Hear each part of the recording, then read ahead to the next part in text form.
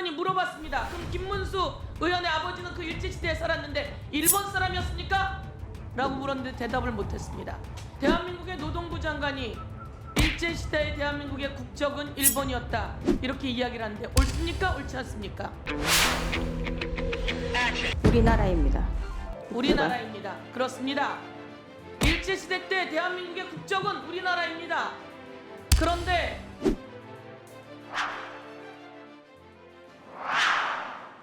예, 서울 중랑구갑의 서영교 의원입니다. 후보자 되신 걸 축하드립니다. 감사합니다. 잘 살아오셨습니다. 감사합니다. 그러면 우리 앞으로도 기대하겠습니다. 헌법재판관은 가장 중요한 사람입니다. 여야가 격돌을 할 때도 정치적인 문제가 개입될 때도 헌법재판관은 중립을 딱 지키고 누구를 위해 결정을 하셔야 됩니까? 주권자인 국민을 위해서 결정해야 됩니다. 주권자인 국민을 위해 결정하셔야 됩니다. 말씀 참 잘하셨습니다. 그럼 헌법 제1조 2항 국민 주권주의 어떻게 됩니까? 내용이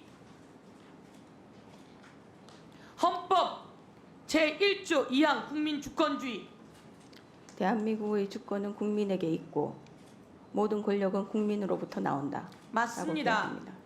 우리는 너무 평범한 이야기인데 이것을 꼭 잊지 말아야 합니다. 국회의원은 누가 뽑아줬을까요?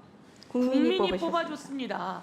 국민이 뽑아줘서 저희가 이 자리에 있는 거라서 국민 앞에 복무해야 합니다. 대통령은 누가 뽑아줬을까요? 국민이 뽑으셨습니다. 국민이 뽑아주셨습니다. 국민 앞에 복무해야 합니다. 헌법재판관도 마찬가지입니다. 우리는 국민이 잠시 권력을 위임한 공무원일 뿐입니다. 그렇죠? 네. 예. 그러면 언제나 소신 있게 판단하실 수 있으시죠? 네. 예. 소신 있게 판단할 걸 꼭 요청하고 헌법 제7조는 무슨 내용인지 아십니까? 제목을 말씀해 주시면은 공익 실현의 의무. 헌법 제7조 1항 공익 실현의 의무. 구체적인 그 문구의 공무원은 국민 전체에 대한 봉사자이며 국민에 대해 공익적으로 책임을 진다. 공익을 위해 책임져야 한다는 겁니다. 하나 더 하겠습니다. 헌법 제11조 1항 국민은 모든 법 앞에 평등하다.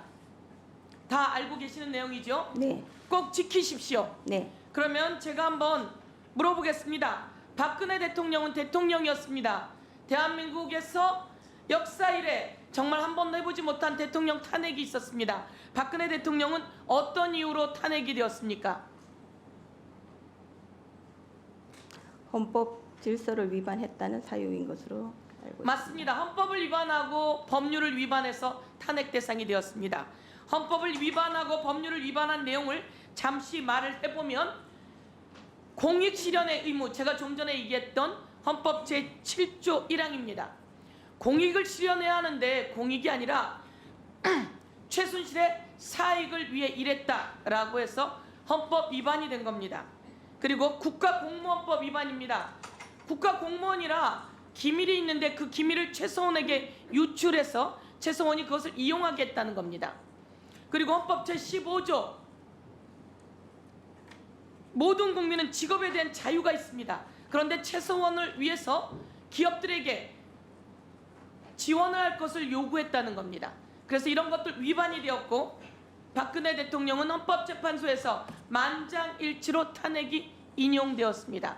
그 탄핵이 인용된 것을 한번 올려봐 주십시오. 만장일치 인용입니다. 오늘 대한민국 국민과 우리 모든 공직자는 그리고 윤석열 대통령은 그리고 우리 이 법사위에서 진행하고 있는 검사 탄핵 관련한 검사들은 이 내용을 잘 보아야 합니다. 첫 번째, 대의민주주의 원리와 법치주의 정신을 훼손한 행위로 대통령의 공익실현 의무를 중대하게 위반해서 탄핵이 된 겁니다. 바로 최서원 등의 사익 추구 이런 것을 철저히 은폐하고 그리고 또 대통령은 국민 앞에 사과를 했는데 그 사과가 진실성이 없어서 대통령의 헌법 수호 의지가 없었다라고 하는 이유로 탄핵이 된 겁니다. 이것이 모든 헌법재판관 8명의 인용이었습니다. 알고 계시는 내용이시죠? 네. 오늘 한 번 더 이야기합니다. 대통령은 국민 앞에 거짓말을 해서는 안 된다는 겁니다. 이것은 헌법 수호 의지가 분명하지 않아서 거짓말을 하면 탄핵 사유라고 하는 겁니다. 대통령은 대통령이기 때문에 거짓말을 해서는 안 된다는 겁니다. 그렇죠? 그리고 윤석열 대통령도 마찬가지입니다. 국민 앞에 거짓말해서는 안 됩니다. 그리고 부인의 사익 추구를 위해서 공권력을 마음대로 휘둘러서도 안 되는 겁니다. 부인이 디올백을 받았는데 그것이 국가 기록물이라고 했다가 그것을 가져가면 국익 훼손이라고 했다가 이런 여러 가지를 하게 한 권익위에 이것을 시킨 행위를 한 겁니다. 직접 시켰는지는 저희가 더 살펴봐야 할 텐데요. 이렇다면 이것은 헌법 위반이라는 겁니다. 그래서 잘 살펴보시고 헌재가 추상같이 검사도 그리고 공무원도 그리고 국회의원도 모두 다 헌법 위반하지 않고 법률 위반하지 않게 추상과 같은 자리를 위치해 주시고 그리고 마찬가지로 오늘 헌법재판관 우리 후보자께서도 그런 자세를 가져야 된다 이렇게 강력히 요구하겠습니다. 그렇게 하시겠습니까? 네, 헌법재판관으로서의 책무를 성실하게 수행하도록 노력하겠습니다. 대한민국의 노동부 장관이 일제시대의 대한민국의 국적은 일본이었다 이렇게 이야기를 하는데 옳습니까? 옳지 않습니까? 우리나라입니다. 우리나라입니다. 그렇습니다. 일제시대 때 대한민국의 국적은 우리나라입니다. 그런데 그래서 한 의원이 물어봤습니다. 그럼 김문수 의원의 아버지는 그 일제시대에 살았는데 일본 사람이었습니까? 라고 물었는데 대답을 못했습니다.